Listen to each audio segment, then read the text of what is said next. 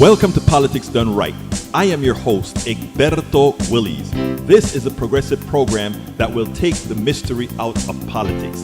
This is the program that will encourage you to make sure government becomes we the people. Whether you are liberal, progressive, conservative, or otherwise, you get to air your point of view. We are an independent media outlet that, unlike mainstream media beholden to corporations, we only owe allegiance to you. Remember, you can also send me a tweet at EGBERTOWILLIES. That is at Egberto Willies. Let us engage. It is Politics Done Right. Well, folks, welcome to one more edition of Politics Done Right. I'm Egberto Willies, your host. Thank you so kind for being a part of the show. Look, folks, we are in new territory. It seems to me, based on just some of the ancillary stuff that I've heard, that more than likely the Voting Rights Act is dead. Section 2, the one that goes ahead and says, just maybe sometimes we'll have districts that are built in a way to make it representative of the population, you know, like a state like Louisiana that has 33% black folk and not given any one of them the potential, the possibility of representation. That said, look, a white district can elect a person of color district can elect a white person. All of that is possible. But we know based on our history that while one side is true, the converse isn't always so. But that said, we are going to have to really be cognizant of our real issues, not play any games, and start voting our interests. And with that, I have two things that I did yesterday, and that's pretty much what we're going to talk about. Well, I'm going to play the videos of what I did with One Pair State last night and what I did for Medicare for All over across Houston earlier yesterday. But before I do that, Michael, I'm not going to have the time based on the time limits that we have to read your stuff. But folks, Michael Radnin does a lot of research. Check out the chat for the things that he looked up. Welcome aboard, Michael. Welcome aboard from Brooklyn. Welcome aboard, Yvette Avery Herod from Atlanta, Georgia. Eric Hayes from Kingwood. Bruce is in the other chat. Bruce is with us in the Substack chat. Cheryl Elkins, welcome aboard, sister. She says, money out of politics, vote your values. That's what we worked on with the 28th Amendment when I was on the board of Move to Amend. Cheryl, we also have in the house today, Marcia G, Wally, Dale, Julie, Dina, Petty John, Robin Morrison, Susan K. Kinder. Remember, I lose the first few dozens or so. Paul Fleming from Powder Springs, Georgia. Welcome to the chat. Welcome aboard, brother.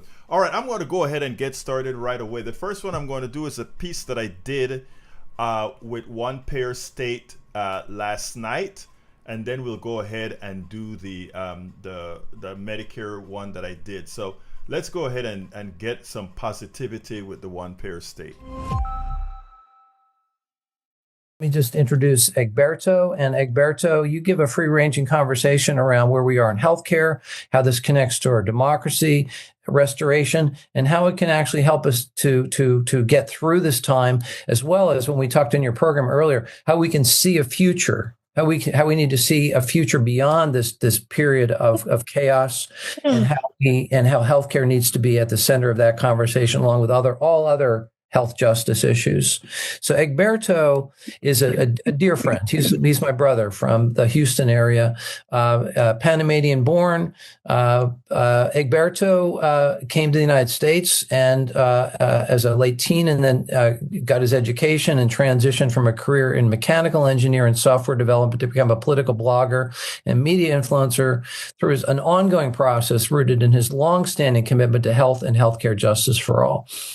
His transition was not a sudden career switch, but rather an evolution, leveraging his brilliant technical and entrepreneurial skills to build media platforms and amplify his political voice. His journey reflects a blend of technical expertise, business ownership, and progressive political values. He's now a nationally recognized author, radio host, and political commentator. Egberto, welcome, my brother. Well, looking forward to your presentation and our conversations. And people, if you could self-mute, if you are unmuted, if you could self-mute because there's background noise that I'm hearing. I appreciate that. And again, Egberto, welcome. And everybody who's here tonight, welcome. Thank you so much. First of all, thank you so kindly for having me, Chuck. You know how much respect I have for you. We meet all over the country, all of the times. Last time I think we met in either Pittsburgh or Philadelphia, I believe, at the Netroots Convention, where I interviewed you a few times and played it several times. So it's an honor to be with you and as well as with your group. Mike Huntington, it's great seeing you out here. We've been in contact quite a bit over the last few days. Thank you so kindly for having me over. I want to start with something that I heard. And when I heard that message is it was kind of if there is an election in 2026, then it's not going to be over yet, etc. I would like to urge all of us and I say this with humility, I say this with respect, but I'd like us to stop talking about if and talking about when and what we are going to do. In other words, this is America. I came from a part of the world where we have dictators. I came from a part of the world where people are concerned about what the people in power are going to do. None of us that are naturalized citizens came here to not ensure that America lives through its promise. And that promise is that of a democracy.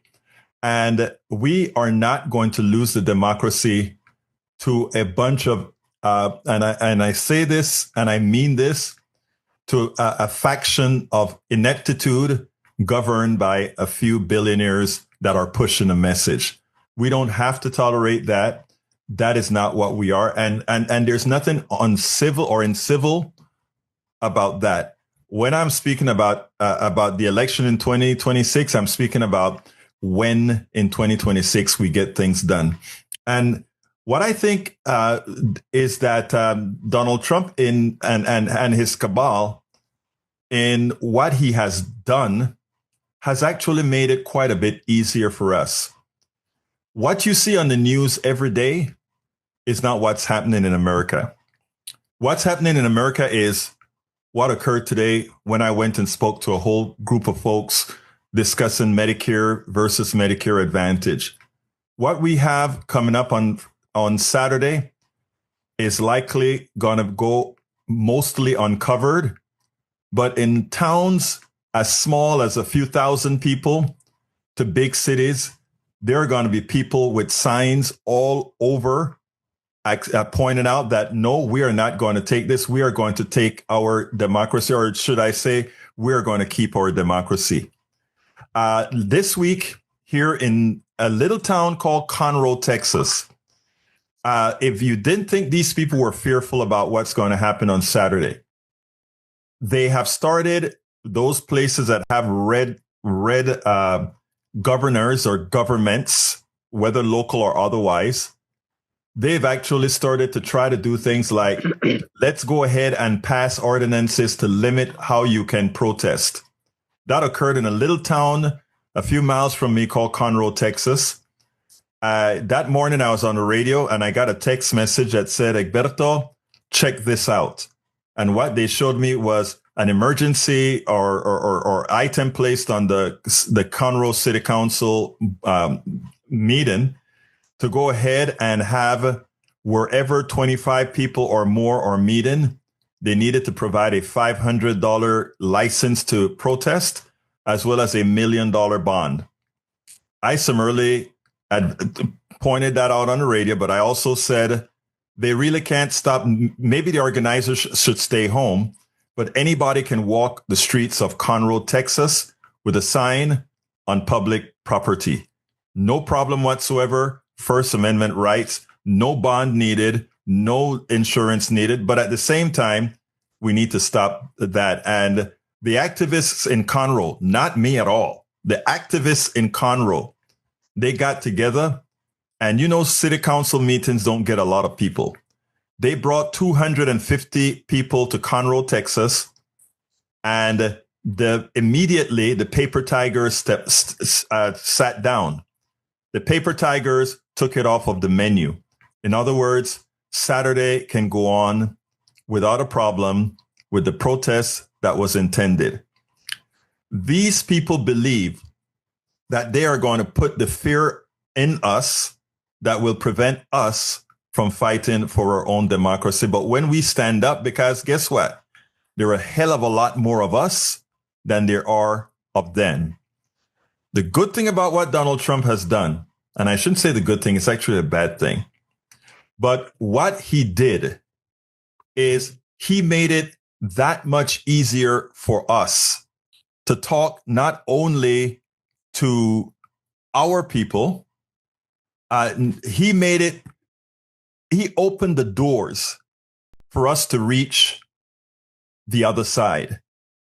Because guess what? The other side feel pains. All the things that you're working with, Chuck, Mike, and the one pair states that you're doing here, all that work has the potential to pay off now, because people are going to see that what those crazy progressives have been talking about, that Fox News and UI and all the other right-wing channels have been saying they're just full of it. They're actually not going to be able to say it's full of it. They're going to feel it. That's why a woman with a disabled son, a very strong conservative, wrote an article in the New York Times recently with the title, "I am a conservative, but I pretty much want my Medicaid," and condemn Donald Trump for what he's doing. That's why we have Marjorie Taylor Greene, somebody that is no friend of the progressive movement, of the one-payer states movement, of the single-payer movement, of the Medicare movement, coming out and saying, my party has no health care plan. And she comes out and she's found everywhere on TV talking against her party, against Donald Trump. You don't get a Marjorie Taylor Greene doing that on her own. That's Marjorie Taylor's constituents. Those are ears and eyes that are waiting for us to approach them. And if we do that with the appropriate level, in my opinion, of humility, respect, and even as we know that the way they have been so wrong, if we give them a place to land, we can actually land this plane and land this place where the policies you support have a better chance now than it would if we had a soft landing. So, I mean, I guess that's where I want to start, or that would be the entry that I'll bring in. No backing down, no fear. We have no fear. This is, while Donald Trump is a fascist, this is not a fascist country. The country is us. It's not them. We're visioning getting through this period of fascism. We're not a fascist country at our core, but right now we are going through a fascist episode, right? Let's put it that way. There are a lot of people, career politicians, Republicans, who are going to try to figure out a way to get back in the good graces of their voters, right? They're going to have to reinvent themselves again. The MAGA crowd, the people who have just been drinking the Kool-Aid and going along with Donald Trump because they're afraid they're going to be primaried, they're going to lose their career, what have you. What's the way to bring them over to our side on the other side of this absolute chaos when Trump is gone, when we vanquished fascism? How do we get them? Because I do spend a good amount of my time probing. We're a nonpartisan organization. I spend a lot of time probing on Capitol Hill with people like Brian Fitzpatrick. There are a number of New York representatives, U.S. representatives who are in swing districts, a number of them around the country. And you know that at some point they're going to have to do something. They're going to have to show something, especially in healthcare, because the Republicans are underwater on healthcare. It's the worst issue. And interestingly, it's the Democrats' best issue. And yet, the establishment hasn't woken up to that reality. But nonetheless, how do we get those Republicans who have been drinking the Kool-Aid, have been on the wrong side of this issue, to jump over with us? Because our vision is to get Ro Khanna and Ed Markey's state-based universal health care bill passed in 2029, while states are moving toward establishing universal health care systems. And then we mesh the two together, right? The federal boosts the state efforts, and then we're in a position to prove that this is the way forward. And then we adopt national Medicare for all in 2031, 2030, 2033. So, but specifically, what's the way to get the rank and file as well as the members who are really in a pickle at this point politically, because they're going to have nowhere to stand at the end of this mess otherwise? Yeah, I think the first thing we have to acknowledge is every politician is an empty vessel ready to be filled with whoever can fill that vessel. And I think you nailed it when you said that these guys are going to need a place to land. And I think that is where a lot of the work that you're doing, Chuck, and others should come in, right? In other words, when the time is right, which I think the time is becoming right. Let me, a quick story with AOC. AOC went, and I blogged about this one, I think. I think I remember doing it. AOC pulled a politician aside, a Republican colleague aside, and she said, I just need to ask you, why would you vote for this bill when you know your constituents, most of them are actually on these programs that it's going to hurt? And his answer to her, and he was genuine, he believed his leadership. He thought the Democrats were just talking these things for the sake of speaking about it. So they really, a lot of these guys that are doing this really don't know. And one can say maybe they didn't want to know for sure so that they could have some sort of deniability. But that said, they're going to, like you said, Chuck, they are going to need a place to land. And you can be their way out without them having to give up their republicanism, right? You can be their way out. That is, you vote this way, because if you feel that you can't get a Democrat in any of these, or I should say a progressive in any of these districts that may have other controls, there are ways to get to these people that say, look, you've already damaged yourself. We can actually go with your primary. In other words, a person who's going to primary them, kind of uptick that primary person, or get a commitment. And, commitment is as good as the letter is written on. But at this point in time, that's all you got. But I think it is about time for us to exert that type of pressure on them. And that is, look, give them a place to land. And if they land in the right place, you won't hold them. But I've been telling a whole lot of our crew as well that some of these people we must let them know now that a price has to be paid for what they've done to the American people. Terrific. I think that may be it. Are there other questions? So do folks have other comments, questions that I'm not seeing? Mike, do you see other folks in the room with hands up? Okay. I think this may be a good place to kind of wrap things up. You've been with us for over an hour. This has been really fruitful, really helpful. And I'm so grateful that you give of yourself every day, every way, Egberto, and that you model for how it is that we need to should engage. Eyes wide open, right? Not eyes wide shut. I call it eyes wide open. You see the world for what it is, and have no illusions about that. But that at the same time, we've got to find common ground with people who we don't ordinarily engage with. So thank you for that ever so much. Just a closing comment to send us out, and again, just plug the heck out of your work and how people can support what you're doing. You do so well in promoting others. Love you, brother. Appreciate you. I love you too, my man. Let me just say the closing statements, folks. Look, and I mean this from the depths of my heart. We have each other. We do not have to have fear at all. This is our country. This is our country, and nobody takes it away from us. And we don't allow, again, there's a possibility some of us, maybe a couple of people get hurt. Who knows? But this is our country, and we don't allow it to be taken away. And we have no fear. And we don't hope for an election. We demand an election. We don't hope for things. We demand things.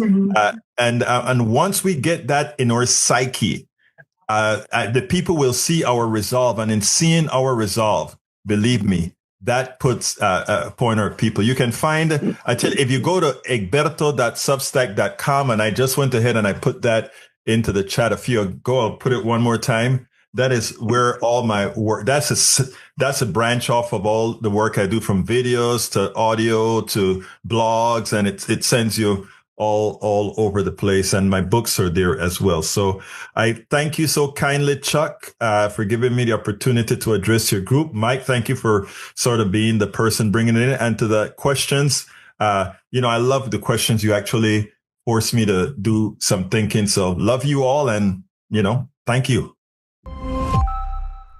And let me tell you, folks, I enjoyed, there are a whole lot of questions. And what I'm going to do from that panel is I'm going to go ahead and create individual videos of the questions and answers that I gave, which makes it a little bit more digestible than giving the whole long thing. What I presented here was my introduction to the subject, and then Chuck had a couple of points he wanted to make at the end, so I kind of put those two together. But the individual questions, which were very substantive, will come in separate videos. Thank you for those. Kudos, Mary Bomer. You're right about that, Michael Rudnin. You're absolutely right about that. And yes, Mary, we will have to deprogram some, but you know what? We have a lot of makeup and a lot of work to do. The other video is pretty long, so it's a function that I did yesterday just before this show. Had to run to the other side of Houston for this. Let's go ahead and play that, and then we'll take it on the other side.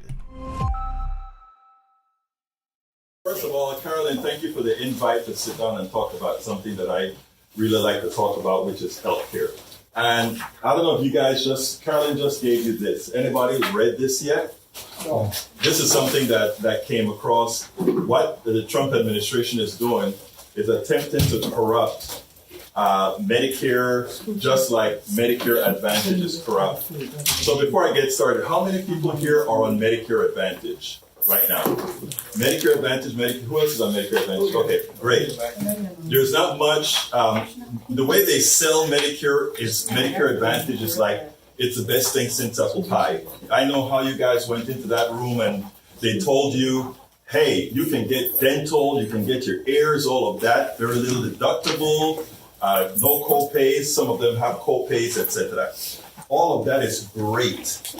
All of that is really, really good if you happen to tie on to a good plan, or if the corporation that is provided that care is a good corporation. I can't blame or tell anybody that they made the wrong decision for having gone with Medicare Advantage. The problem is, while you may have a good Medicare Advantage plan, most people in America won't. And the truth of the matter is, for every person that is on Medicare Advantage, they're actually denying other people better service on traditional Medicare. It costs a lot more. For every single person on Medicare Advantage, it costs the taxpayer, the government, all of us, a lot more to be on Medicare Advantage than on traditional Medicare. Quick little story. In the past, before the Johnson era, nobody wanted to insure older people. As you got older, nobody wanted to touch you. The private companies didn't want to touch you. You were too damn old. Not only that, you cost too much money because you get sicker than younger people. That's the deal. Now the government said, we the people, and by the way, we are the government, we the people said, you know what? I want to make sure that our people have health care. So as it turns out, nobody wanted to insure older people. So we the people, the government said, we are going to do it. And they applied that 3% tax that everybody pays on your wages, and that goes into a fund, and it funds everybody's care. Well, these corporations that in the past thought that you cost too much money to insure, they see a government that is collecting money, ready to insure older folks, and they said, you know what? We can make a buck. And to make that buck, what they did is they went ahead and paid off politicians to say, let's add something to traditional Medicare called Medicare Part what? Medicare Part C. Medicare Part C ain't Medicare. All of you on Medicare Advantage are on private health care. I'm on private health care right now. It's the worst thing since apple pie because I got to get pre-authorizations before I do certain things. All these things that apply is what applies to Medicare Advantage. Why? Because Medicare Advantage is a private insurance. It's not government-based insurance. And what is required in private insurance?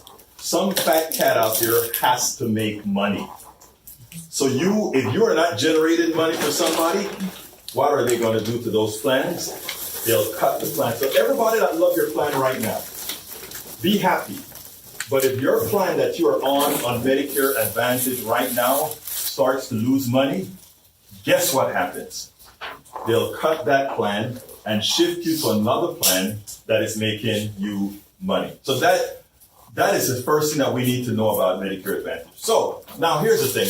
What I try to tell everybody is, if you're on Medicare Advantage and it's working out good for you, I love it, accept it, etc.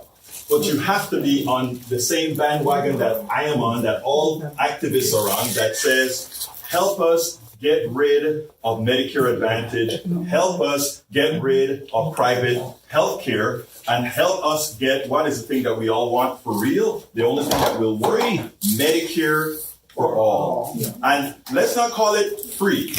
Medicare for all is not free. Nothing free. We are paying for it with that 3%. If we jump that baby to 4%, everybody in America can have good health care if we kick the corporations out.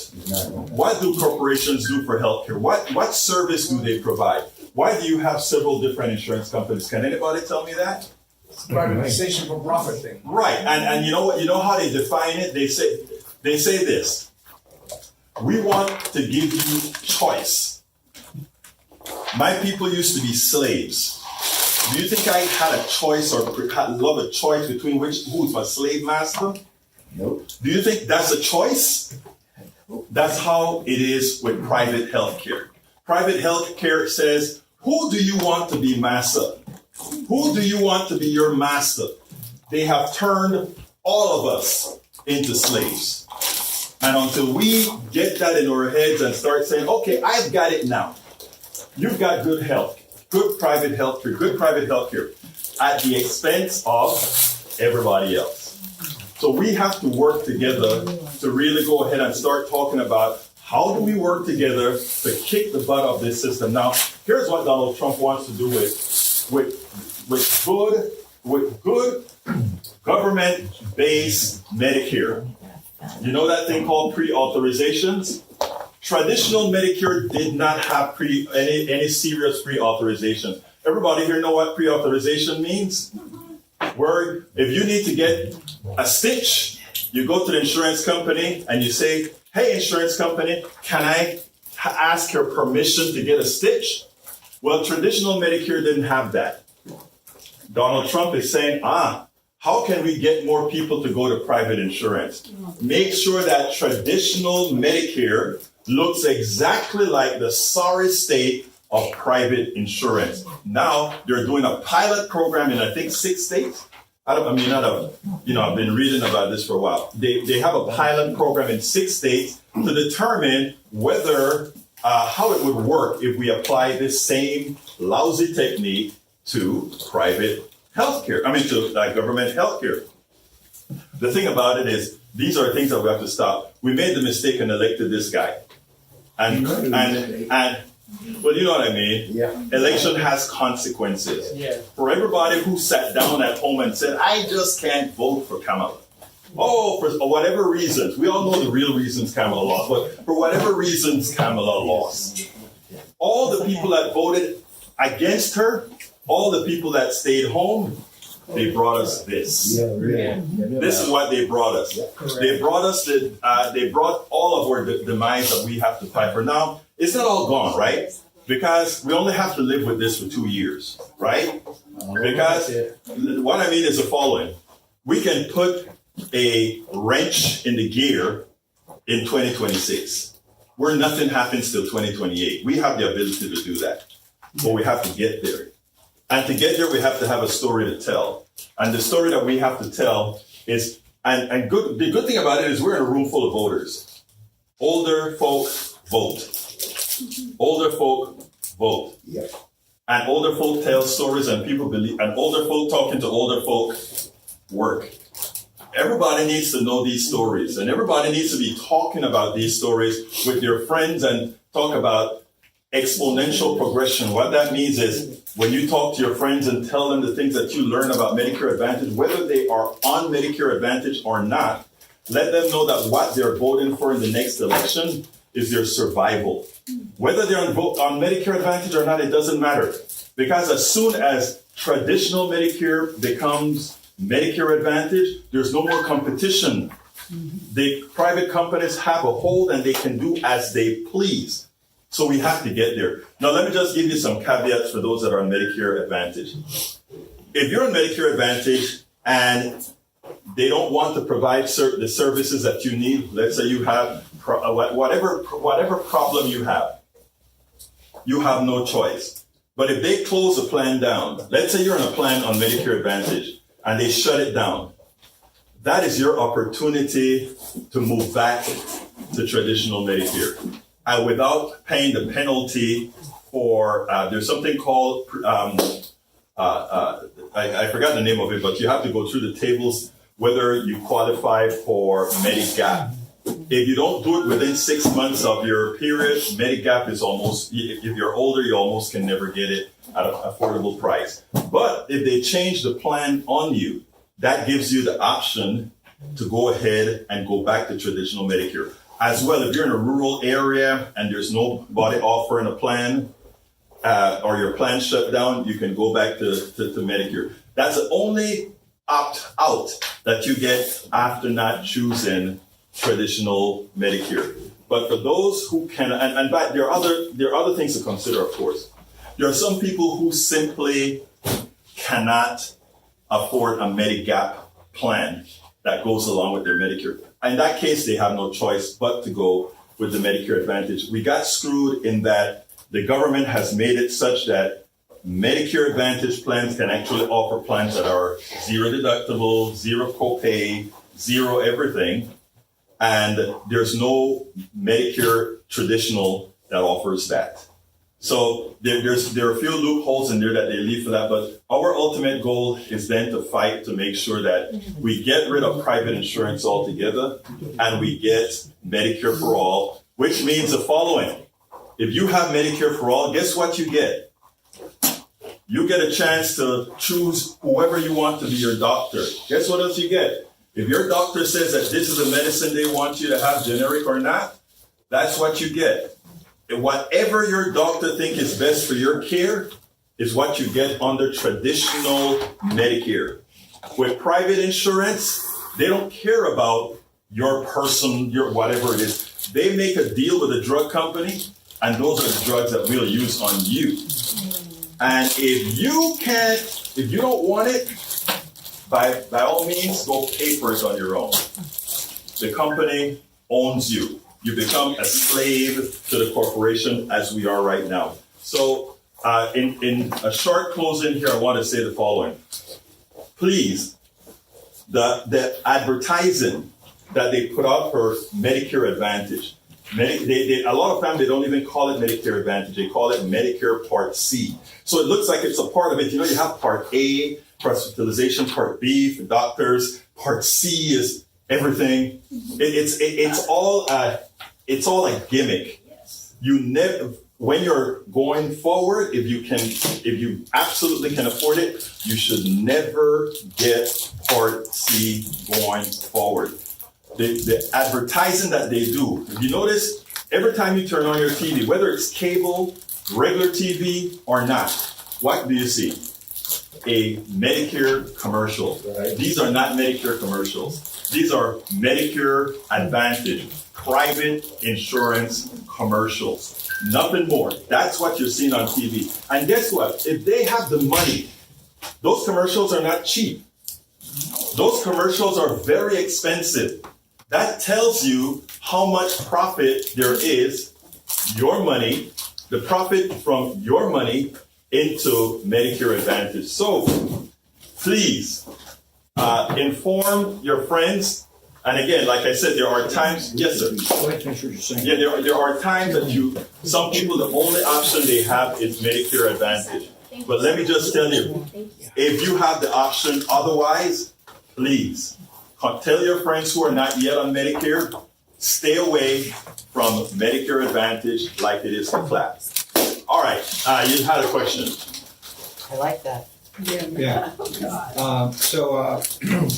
Most of what you said is accurate, but for those of us who actually have a program through the employee retirement system, Yes, which is a Texas, I know what it is. Yeah. well, I know you don't, but I'm helping for those who don't, who may not know. Yeah. And so if you got onto that plan early, because the state decided that they could offer a very comprehensive plan Yes. for state employees who are retiring.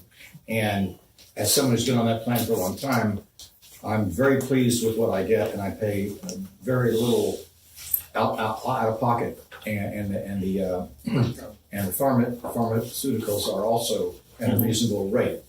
But that applies again to if you're part of that system. Maybe teachers may have the teacher system may have a retirement system may have a similar sort of thing. I'm not sure if they do or they don't. Basically, they got to make their own deals, is what they did. But I've heard a lot of complaints that you have said about private policies. Right. So that's a concern. But if you have to make sure that, whether you're on a private policy or whether you're part of a union, for example, that has or a state agency that has said, we want to give you these options, or not just options, the benefits for, given that you work so much and didn't get much paid very much as a state employee. Right. We're gonna, but your benefits are really excellent afterwards. So I just want to throw that in. Okay, I first of all, let me just tell you that what you said is 100% correct, and it's also 100% the problem. And the reason it is the problem is that if we have you happy, you are happy at the expense of others. Okay? So, I do that a lot on my radio show. I tell people, when people call me and tell me how great your program is, I say, you know what? I have great insurance under my wife's plan too, but I know I'm doing it at the expense of others. So what I'm saying is, enjoy your program, like your program, but the one thing that we need out of you and everybody else is to fight against the program. Or to fight for this Medicare for all. Exactly. And the reason why is we are not looking for the individual. We're looking for absolutely everybody. Yes, ma'am. I have my insurance through a retiree from ExxonMobil. Mm-hmm. And it's pretty good, blah, blah, blah, this, that, and the other, fairly affordable, blah, blah, blah. But that would never stop me from Medicare insurance for all. Right. Never. My daughter-in-law is from Newfoundland. Mm-hmm. She is not a citizen. They have what in Canada? Medicare for all. Yes, Canada's a great place for Right.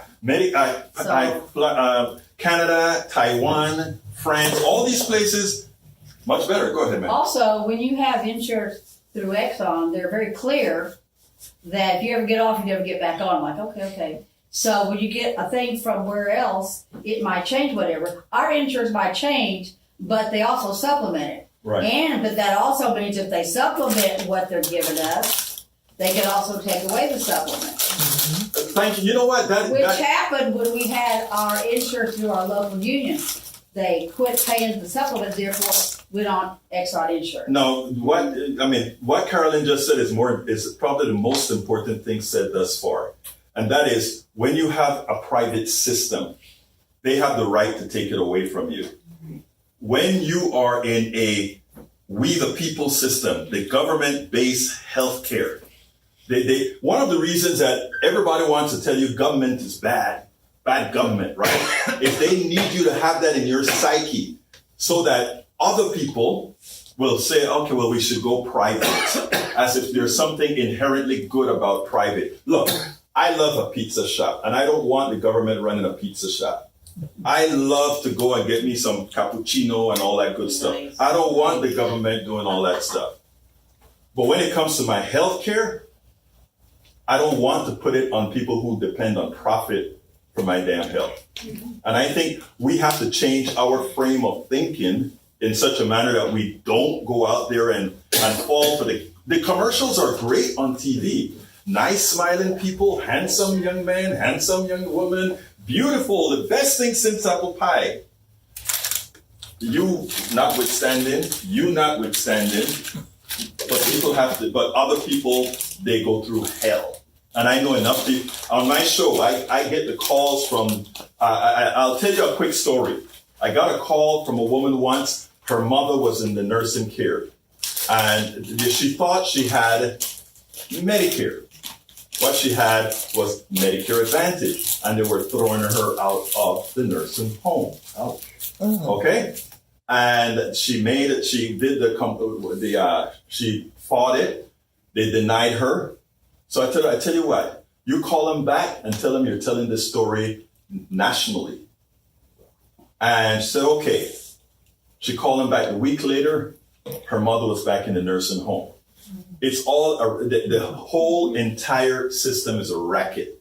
But we all have to know it's a racket, and we have to be telling other people it's a racket, because I'm telling you, the ads are very good. Anything else before I think? But just said, yes. One of the reasons that I originally went with Medicare Advantage was because Medicare did not offer, maybe deliberately did not offer a catastrophic care option. Yes. Because traditional Medicare pays what, 80%. 80%. But what if it's cancer? If it's $1 million, you're right. $200,000. Oh, yeah, yes. I don't have that kind of money. And that's what I'm saying. Our fight, right, is the reason it doesn't have those coverages is the private companies. When Bernie Sanders and all these guys come out and say, let's have coverage for ears, then even if we ask for a little bit of money for it, ears, dental, and ears, eyes, and dental. Bernie Sanders goes, so let's add that to traditional Medicare. Oh, no, because that puts you in competition with the private sector. When it comes to having a cap on the 20% is what you're talking about. You need a cap on the 20%. Guess who gets a cap on the 20%? The private insurance companies. Okay, so you're absolutely right about that. And I see that. Now, the Medigap covers by the way, the Medigap covers that you're talking about. But it's privately, it's in the separate. They always give cost. you, the government takes 80%, and that 20% is by the private company again. And what we need to do is kick the private company out. It's a clear and present danger. I enjoyed my free health care in Panama when I lived there. You were in Panama? 2 years. Oh yeah, el Seguro Social. Perfecto eso. I love this woman. And it cost me $5. Yes, and in Panama, if you go on TikTok and all of that, now you see people who are in Panama, and they say, my daughter she broke her leg and all of that, and the care was $35. They just set her leg, put her in a cast, $35. So yeah, you're absolutely right. So when they say that Medicare costs too much, Medicare for all costs too much, I think Mexico has it, Medicare for all, so you get covered by Medicare. Let me explain how they do it, right? This is the thing. This is the thing. Medicare, the lie that they tell all of us is that Medicare for all is more expensive. And they said, just look at when Bernie, as people tried it in Vermont. Here's the problem. Right now, all of us who are paying private insurance, you may be paying $7,000 to $12,000 to $15,000 to $16,000 a year, right? That's what you may be paying. Now, what Bernie and them were saying is, okay, if we implement Medicare Advantage, your taxes are going to have to go up. But nobody wants to raise taxes. But what they don't tell you is, as we raise your taxes, you no longer pay health insurance. Extra. So therefore, consider if these people were smart in marketing, they would have said, we're not charging you a tax. We're the one providing you a premium. And that premium compared to the premium that we have from the private insurance is going to be half. Because right now, as it turns out, check this out. America has about, I don't know, depending on how you count it, 15 to 20% of Americans are not covered by health insurance. That's sad, that's criminal, but that's what it is, okay? Now, if you go with Medicare Advantage, there's so much money in the system. If you went with Medicare Advantage, you could cover 100% of Americans and save $500 billion a year. That's just the numbers. And the fact that, and by the way, this is where I blame Democrats. Brother Phil, I know you're a committee man. I'm a Democrat. I'm a precinct chair, so I can speak against my party too. But here's the deal. The truth is still gonna be the truth. The truth is going to be the truth. Democrats should be out there not thinking the American population is stupid. And what they're doing is telling the American population they're stupid. Because they want you to believe that somehow paying an executive millions, having several different databases to control people, having to have several companies and several buildings can somehow be cheaper than having a few bureaucrats in Washington and a few bureaucrats in other offices not making millions of dollars, and somehow administering healthcare is going to be cheaper. When we know administering Medicare for all costs 3%. You know what it costs to do private insurance? 18% minimum. Minimum. And we live with that. We live with that because very few people are willing to buck the system, and many of our politicians are actually paid off. So, anything else anybody would like to ask? Very good. Thank you. Thank you Yes. very much. Yes. When you're talking about the private versus for all, Mm-hmm. I see this as a mathematical equation, Mm-hmm. but we only get a small part of it. There's plus and minus in that equation that equals to why you want to get Medicare for all. Mm-hmm. So if you say it's a premium, somebody's going to back down something. If you get the whole story, that's longer. So by the time you get to the whole story, people dropped out. They're not listening. Right. You know, and Hearing, but they're not listening. you know something, and that is something that all of us have. I'm trying to learn that myself. How do you keep people's attention long enough for the vampires? Snap like that. Okay. For the vampires not to take over. And it's something that we have to learn. So I mean, I have to learn that. So anything else? Yes, ma'am. So what is this negative thing that Trump wants to do with Medicare? When is that going to be voted on? I'm pretty sure it's not. It doesn't have to be voted on. It's a It's test. a pilot program. It's just It's going a to go pilot into program. effect. Change in the program Yeah. already? They're just going to 6 It's a states pilot. and they're going to try to Check it see out. how it works in 6 states. And guess what? It's actually going to save money in 6 states because you know how private insurance companies save money, right? Is Texas one of those 6 states? I think it is. They deny coverage. That's how you save money. They're doing a lot of Yes, that. sir. If I'm not mistaken, what also part of we the just equation. experienced from the passage of Trump's crappy bill, that those effects are not going to happen until after the general election in 2026. So the big bill is going to hit after November next year. The effects going into I want effect. to. As we're going now, because of the pilot program and other things, they're already happening now. Right. So you're seeing what those effects are going to be on all of us. And let me just say that corporation, Philip is 100% right.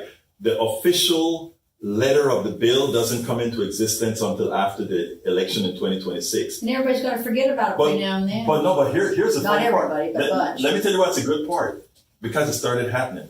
The good part is this: corporations can't wait till the 26th, so they have to start planning on what happens on the 26th. So it started in Virginia.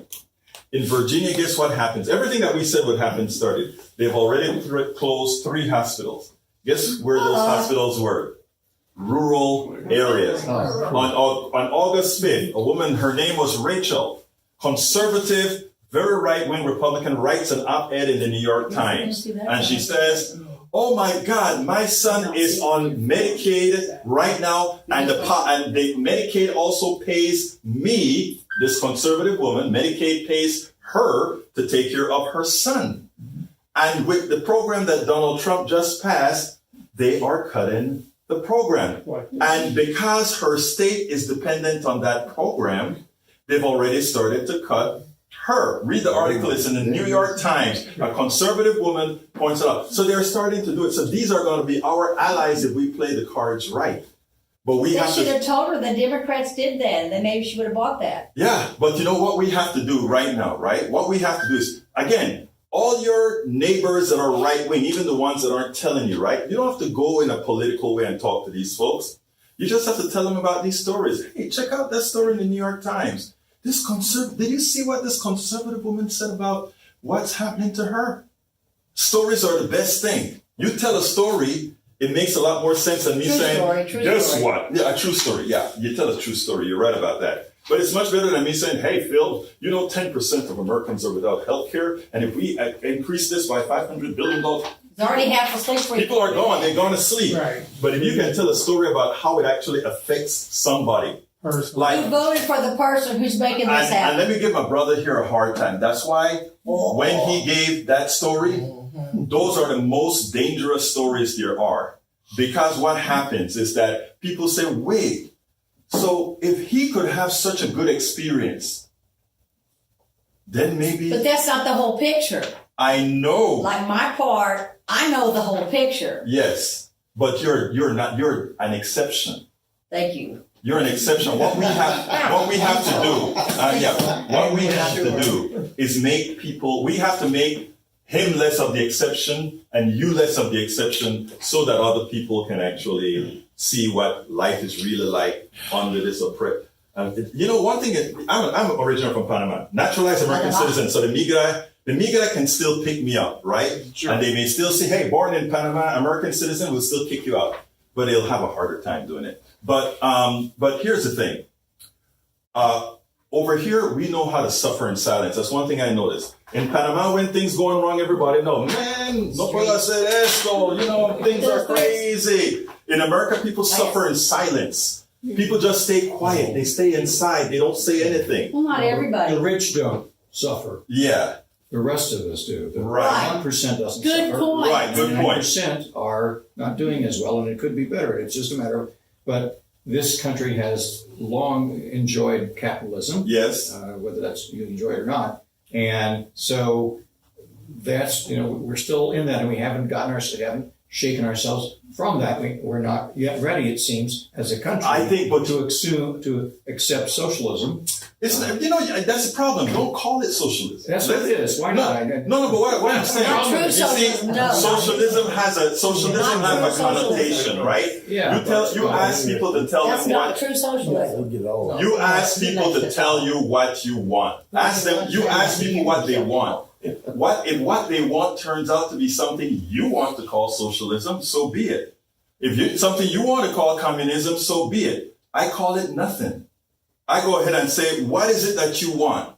You want healthcare for all? Great, let's do it. It works. You want to tax the wealthy guy because really he's making his money off your back?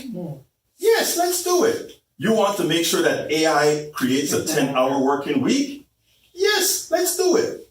That's how it works. But then the reason they trick us into they polarize words. Yeah. And then all of us fight over words. We fight over the trans. We fight over the blacks. We fight over that. They mess with your mind. And that is what we got to get around. But anyway, sorry for taking up so much of your time. That's why you're here.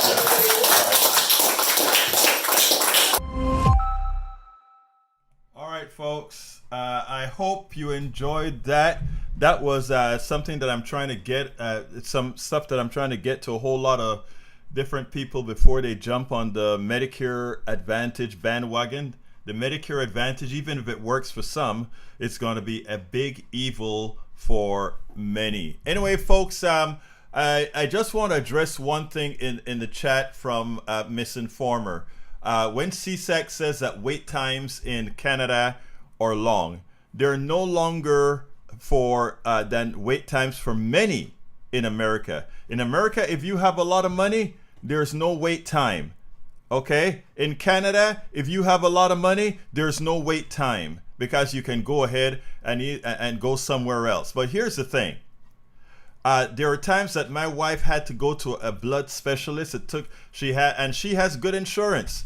She had to wait for 2 months for a specialist. And I'm sure every single person in this place, in this chat right now with insurance have experienced where to see a specialist, they had to wait. Do not buy into the lie. Medicare for all is the only solution. The private health insurance complex is a parasite. It is an evil entity that's only there to make money on your health. And the way they make money is denying you care and denying you the drugs that are prescribed to you. There's no nice way of putting this. The private healthcare system is an evil system. And until we forget about the pretty commercials, until we forget about all the prettiness that they try to make it look like, and accept the fact that no insurance company cares about you, none. You are just their means of making a profit. And I don't mean a simple profit, but I'm talking about an obscene profit. Don't let anybody come into a chat or fool you and tell you some other Medicare for all system or some other very good healthcare system is going to be so bad. America has a terrible system, and you can actually measure it. Go to the OECD, look that up, OECD, and see where we rank in all the advanced countries, and it's nowhere close to the top. Nowhere close to the top. You can't put lipstick on this pig, which is what we've got.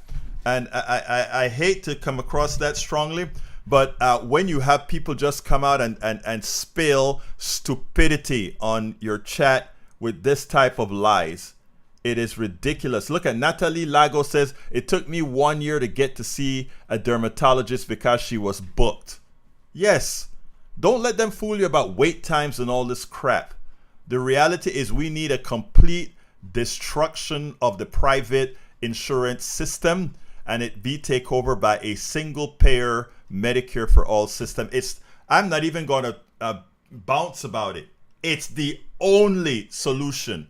Any other solution that has profit centers will not be efficient. Anyway, we're at the end of the program, my dear brothers and sisters, and I thank you so kindly for being here. Please, however you can, support what we do. And to do that, you simply have to go to politicsdoneright.com/newsletter, politicsdoneright.com/newsletter.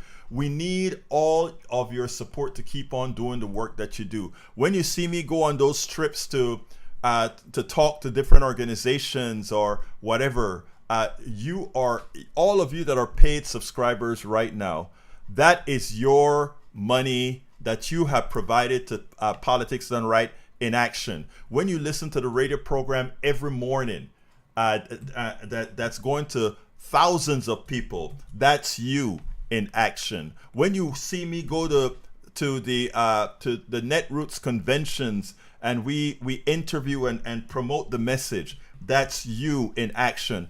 You can actually see the investment that you are making in our network here in Politics Done Right, in Egberto Off the Record. When you invest in us, it just doesn't disappear. And I'm going to be a little bit negative here.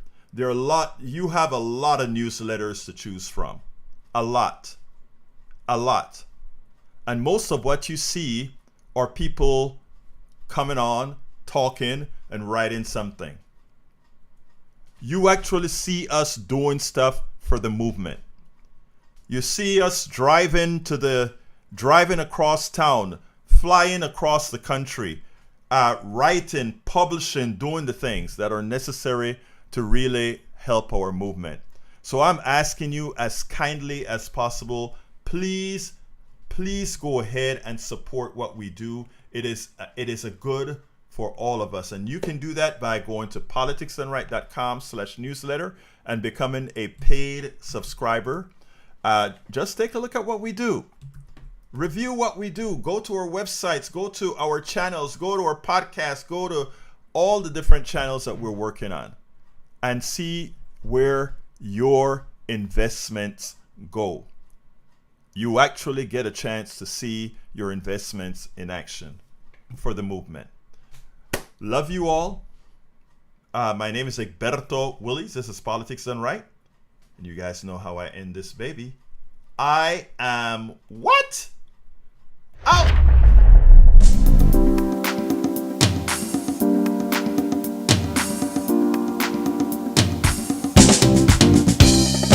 Welcome to Politics Done Right. I am your host, Egberto Willies. This is a progressive program that will take the mystery out of politics. This is the program that will encourage you to make sure government becomes we the people. Whether you are liberal, progressive, conservative, or otherwise, you get to air your point of view. We are an independent media outlet that, unlike mainstream media beholden to corporations, we only owe allegiance to you. Remember, you can also send me a tweet at EGBERTOWILLIES. That is at Egberto Willies. Let us engage. It is Politics Done Right.